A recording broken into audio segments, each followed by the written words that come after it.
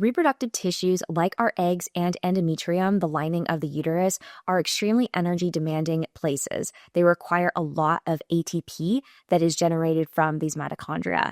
And as we get older, mitochondrial health naturally declines, and this can actually directly impair fertility and infertility. Hi, my name is Lauren Papanos. I'm a functional medicine dietitian that specializes in endocrine or hormone conditions. And today we're going to explore the powerful effects of mitochondrial health on fertility.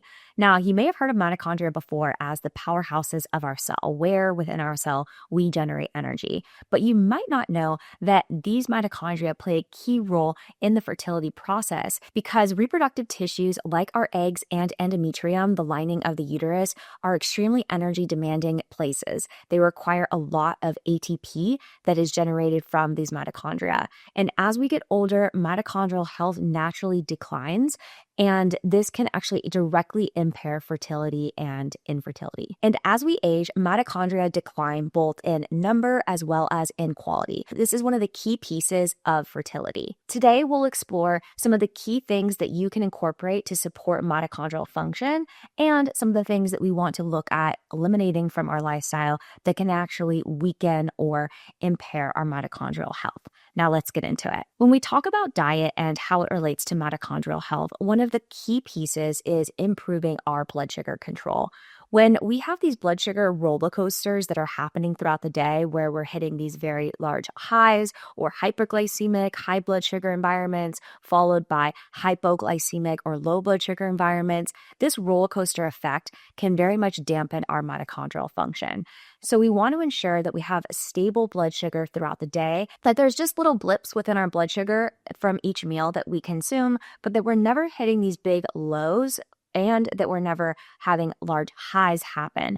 I like to see blood sugar control somewhere between 70 to 90 when we're in a fasted state and somewhere between 90 to 120 when we're postprandial or about an hour to an hour and a half after a meal. We also want to think about food sources that may be contributing to a large load of either endocrine disruptors or heavy metals, as these can also damage our mitochondrial health. These can come from things like food that's wrapped in plastic. It can be food that has large amounts of pesticides, such as glyphosate, that's contaminated with it. This is particularly prevalent in things like grains, such as oats and wheat.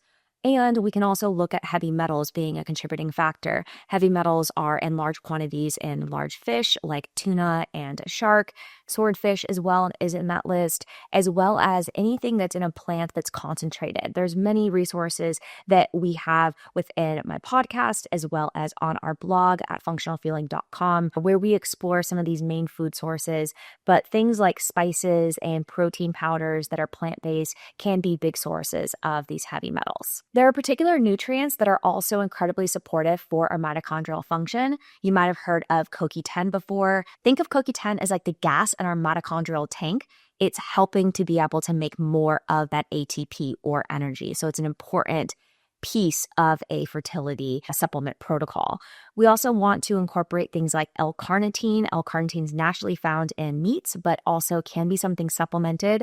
L-Carnitine helps shuttle fatty acids that we consume through fat sources into those mitochondria to be able to help with that energy production process. Other things that are going to help limit that oxidative stress that can impair our mitochondrial function are important.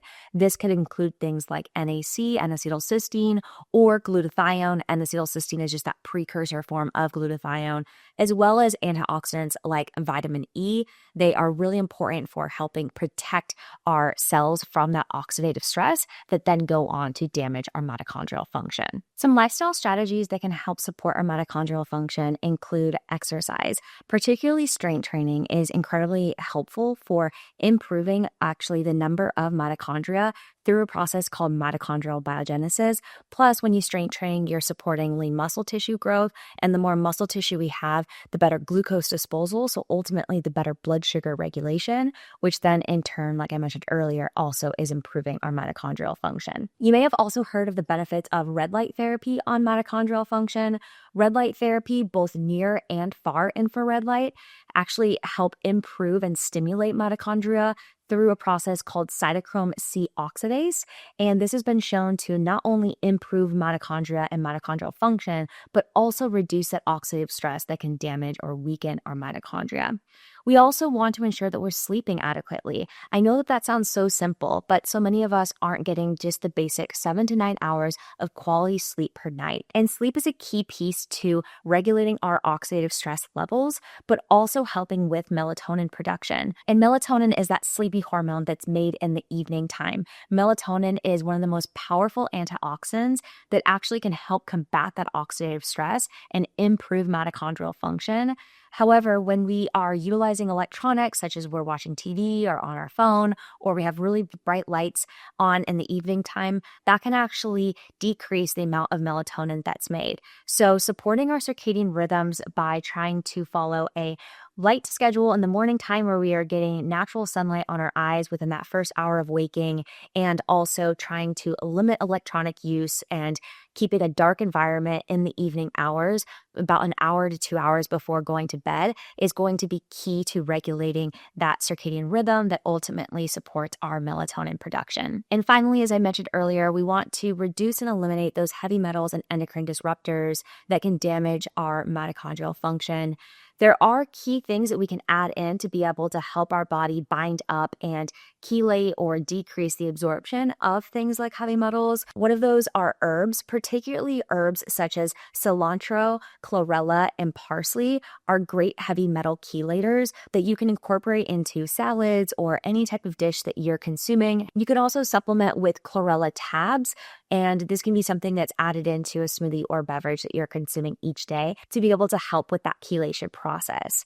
Finally, the use of sauna can be a great tool here as well, as our body excretes these endocrine disruptors and heavy metals through our sweat when we sauna. Infrared sauna can also help with improving that mitochondrial function, similarly to the way that red light therapy improves our mitochondria. If you love this video and want to learn more about the key testing markers that give you insight into your mitochondrial health, check out my hormonal inflammation lab decoder guide. A link to download it for free is below. And be sure to hit the bell and subscribe so that you'll be the first to know whenever I release a new video.